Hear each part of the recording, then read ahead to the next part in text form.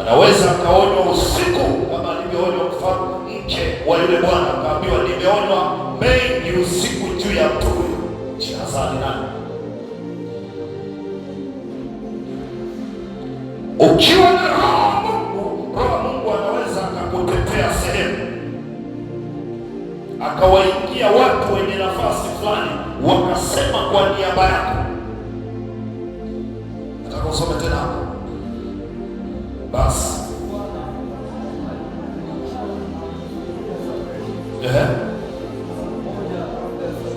alikuwa amemwambiaje?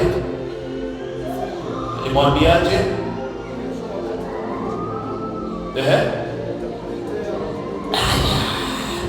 Nitakuletea mtu. Alikuwa hamjui. Hata wewe unaweza ukawa unaondoka unaenda kutafuta kazi, roho ya Mungu inakuongoza huko, lakini huko tayari kuna mtu Mungu ameshazungumza naye.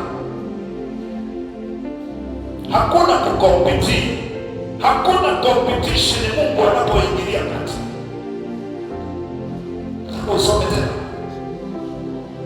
Basi alikuwa amemfunulia Samueli siku moja kabla Sauli hajafanyaje? Alikuwa amemwambiaje? Kusema kesho wakati kama huu nitakuletea mtu.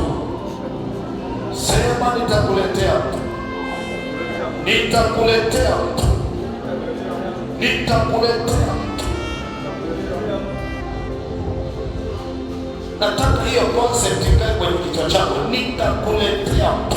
Alikuwa amefunuliwa siku moja.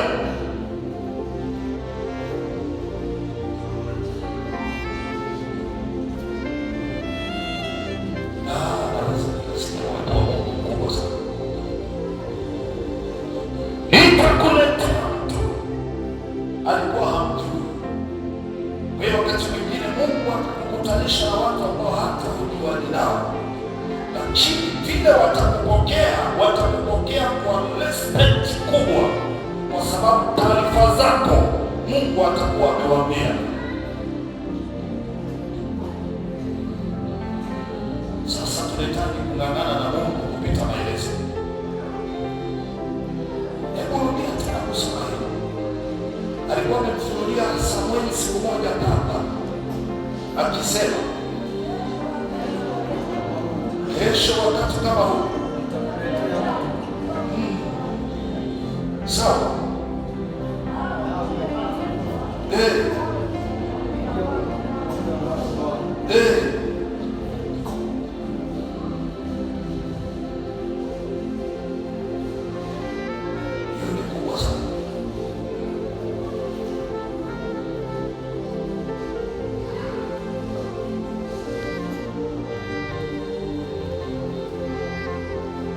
Hilo ni neno kubwa sana.